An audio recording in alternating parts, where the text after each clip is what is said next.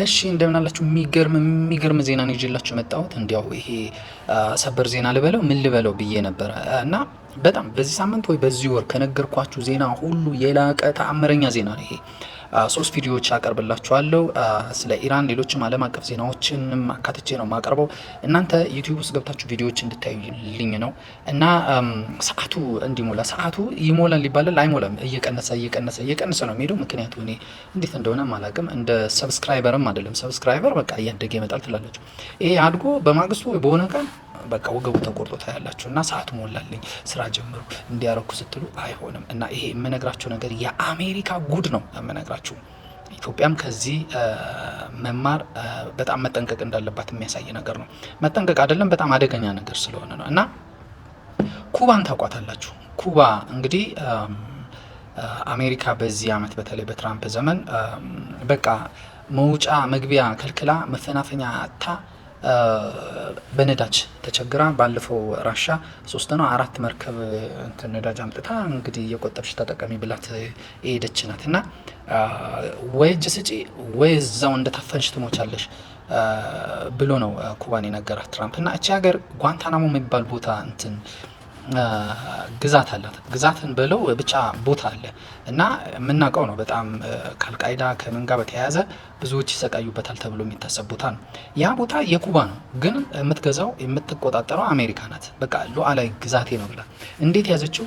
በሊዝ ነው የያዘችው። በ1903 ነው አሜሪካ ወሰደችው የሚባለው እና እስካሁን ድረስ 4000 ምናምን ዶላር ነው መከፍለው እና እንትና ደግሞ ኩባ ደግሞ ምንም አይነት እኔ ከዛ በጓንታናሞ ጉዳይ ምንም አይነት ብር አልቀበልም፣ አልፈልግም፣ ግዛት ለቀሽ ውጪ ነው እያለቻት ያለችው። አልወጣም፣ እሰጣለሁ፣ ከፈለግሽ አትቀበይ፣ ግን እልክልሻለሁ ትላለች።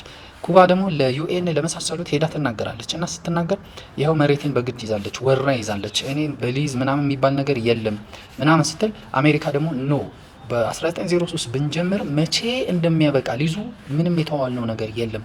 ማብቂያ በሌለው ነገር እስከዚህ ባልተባለ ነገር ለቀቅ ያልወጣም የራሴ ነው ትላለች። እና እስከፈለኩ ከፍላታለሁ፣ ከተቀበለ ትቀበል፣ እኔ ግን በተስማማነው መሰረት ሊዙ ለሊዝ የሚሆነው ዋጋ እየከፈልኩ ነው ትላለች። ይሄ ቅኝ ገዥ እንዳትባል ነው።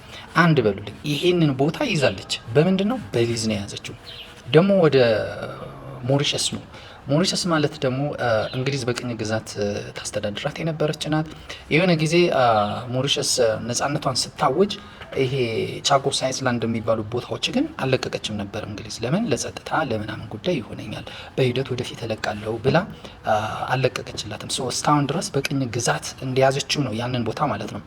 በ1966 ደግሞ አሜሪካ ያንን እዛው እስካል ከቻጎስ አይስላንድ ውስጥ ምንድነው ዲየጎ ጋርሺያ የሚባል የጦር ቤዝ መሰረተች እና ያንን ለ99 ዓመት ከእንግሊዝ ተከራየች። ከእንግሊዝ ነው የተከራየችው ምን ማለት ነው? መቼ ነው አሁን ስንት ዓመት ይሆናታል? 36 ዓመት ይቀረኛል አለች። እና እንግሊዝ ያንን ቦታ እንግዲህ ኤዩም አቤቱታ አቀረበ። እስካሁን ቅኝ ገዢ ነሽ አንቺ፣ በዚህ ዘመናዊ ዘመን እንዴት አድርጋለሽ? በዚህ ዘመንም ቅኝ ገዢ መሆን ነው የምፈልጊው፣ በቃ አፍሪካን ለቀሽ ውጪ፣ እኛ አንፈቅድልሽም፣ ቅኝ መግዛት የለብሽም ምናምን ብለው እንትን ሲሏት ሲያማርሩ እሺ ብላ ተስማማች። ስትስማማ ትራምፕ መጣ። ትራምፕ ሲመጣ ምን ቢል ጥሩ ነው? አንቺ አሰዳቢ እንዴት የቻጎስ አይስላንድን የመሰሉ ቦታዎች ለቀሽ ትወጫለሽ? አለቅም አትይም ወይ? የፈለገ ለምንድን ነው የምትዩ? ኖ አይ እኔ ቅኝ ገዢ እንድባል አልፈልግም፣ ለቅቄ ነው የምወጣው ትላለች። ከዛ ባለፈው ደግሞ ከኢራን ጋር ጦርነት በገጠሙ ጊዜ እንግሊዝ ቆጵሮስን መጠቀማችን እንደ ቆጵሮስ ያሉ ቦታዎችን በምንም ተአምር ለጦር ቤዝ መጠቀማችን፣ የኔን ቤዝ በምንም ተአምር መጠቀም አትችይም ትላለች እንግሊዝ። አሜሪካ ደግሞ ምን ትላለች? በባይደን ዘመን የተስማሙትን ምንም 99 ዓመት እንኳ ብትከራይም አሜሪካ ከእንግሊዝ ጋር ተስማምታ ነበር። ስምምነቱ ምንድነው? በቃ የቻጎስ አይስላንድን ለሞሪሸስ መስጠት አለብን የሚል ማለት ነው።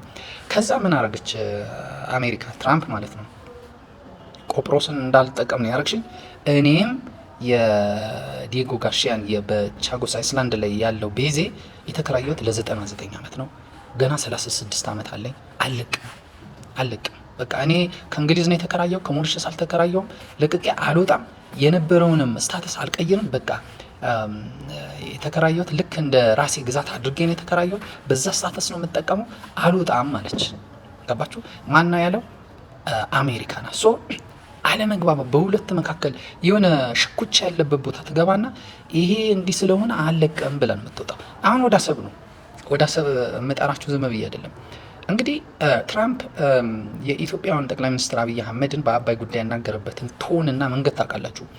ውሃው ለግብፅ ስጥ ማለት አይነት ነገር ነው። እኛ በሞግዚት እናስተዳድራለን፣ እኛ እንዳስፈላጊነቱ እናከፋፍላቸዋለን። ይሄ የተፈጥሮ ምንጭ ነው፣ ዝም ብለ የኔ ነው ምናምን የምትለው ነገር የለም፣ ያንተ አይደለም ብሎ ኮስተር ባለ በተቆጣ በሚያስፈራራ ቶን ድምፅ ነው ደብዳቤ ላከለትና ሲያስፈራራና ሲዝት የነበረው። ወደ ኤርትራ ደግሞ ሄዱ። ኤርትራስ በጉልበቱ እንደመሄድ ነው የሚቆጠር። እሺ ኢሳያስዬ እንደምን ምንድን የቸገረ ምን እናርግልህ? እኛ ከጎንንም ከዚህ በፊትም ተሳስተን ነው። በቃ ችግር የለም ማዕቀቡ እናነሳልሃለን፣ እዚህ አካባቢ እኛ እንመጣለን፣ አብረን እንስራ አለው። በቃ ማለት ሳሚት ነው ያደረገው። በቃ ይሄ ምንድን ነው? በቃ እጅ የመስጠት ያህል በቃ እጅ ሰጥተናል፣ ተሸንፈናል፣ አንተ ታሸንፈሃል ነው እንትና ኢሳያስ ነው እና ኤርትራ ለዚህ የሰጠችው ምላሽ ምንድን ነው? አያችሁ አይደል አቋም፣ አያችሁ አይደለም ጥንካሬ፣ አለመልፈስፈስ የሚያመጣው ትልቁ አሜሪካ መታ ከጉልበቴ ስር ተደፋች አለ ኢሳያስ ማለት ኤርትራ። አሁን ካልኩሌሽኑ ነው የምታስቡት። ምን አስቦ ነው? ምን ለማትረፍ ነው አሜሪካ? ይሄ እንደዚህ አይነት ጨዋታ ጌም ነው። ዋንስ አሜሪካ አሰብ ላይ ትምጣ፣ ምክንያቱም ባቤል ማንዴብ የሚባለው አሰብ ጋር ነው ያለው። አሰብን ካልያዘ በስተቀር አሜሪካ ያንን ኤሪያ ሊቆጣጠሩ አይችልም። ዋንስ ማለት ነው አሰብ ላይ ይምጣ፣ በምንም ተአምር መልሶ ለኤርትራ አይሰጥም። በምንም ተአምር። ለምንድን ነው ለኤርትራ የማይሰጠው? ምክንያቱም ግዛቱ የኤርትራ እንዳልሆነ አሜሪካ ጠንቅቃ ታውቃለች። አሁን ያለችዋ ኤርትራ ዩኤን ውስጥ እንደ ሀገር ስታተስ አላት ብለን የምናወራው አገር አይደለችም። የምናወራት ኤርትራ አሁን ያለችበት ሁኔታ ፈጥሮ ፎርም አድርጎ የሰጠው አሜሪካ ነው። በፌዴሬሽን መሆን አለባት ብሎ በ1952 ምናምን አካባቢ ያንን ፕሮፖዛል ያመጡት አሜሪካኖች ናቸው። የደርግ ሲወድቅ በቃ አገር ሁኚ አካባቢው ከሚበጠበጥ እሺ በቃ አካባቢውን ይዘ ግዛ ብሎ የሰጠው አሜሪካ ነው። ኢሳያስ ስልጣን ከያዘ በኋላ አሰብንም አካቶ በካርታው ሲያስገባና የኔ ሀገር ነው ብሎ ሲናገር አሜሪካ ባላየ ዝም ያለችው በአሜሪካ ነው። አሜሪካ እውቅና አልሰጥም ብትል ኖሮ ኤርትራ የምትባል ሀገር አትፈጠርም። አሁን አንዴ አሜሪካ ኤርትራ ውስጥ ከገባች በኋላ የምትለው ምንድን ነው? ይሄ አሰብ ያንቺ አይደለም። ያኔ በደርግ ህገ መንግስት መሰረት በተለያዩ በ1950 ስንት በነበረው በ390 ኤም ሪዞሉሽን መሰረት ይሄ ያንቺ ቦታ አይደለም፣ ያንቺ አይደለም። ይሄ ቦታ የኢትዮጵያ ነው። ይሄ ቦታ ችግር ያለበት ቦታ ነው። ለሴኩሪቲ በጣም አስፈላጊ ቦታ ነው። አልሰጥሽም፣ በዚህ ቦታ ያገባሽም። ኤርትራ ትባይ የነበረው በደርግ ህገ መንግስት መሰረት ያ ነው። በዚህ ጉዳይ ላይ ከፈለግሽ ፍርድ ቤት ሂጂ፣ አታሸንፊም፣ አልሰጥሽም ነው የምትለው። ከዛ ፍርድ ቤት ብትሄድም አታሸንፍም። ኢትዮጵያ ደግሞ ትሄዳለች።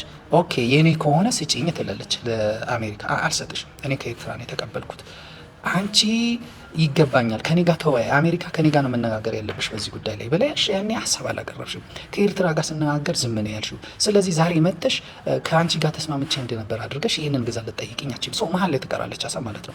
ሁሌ እንደ ዲየጎ ጋርሺያ ወይንም እንደ ጓንታናሞ ማለት ነው ገዝታ የኔ ነው ብላ ነው የምትኖረው።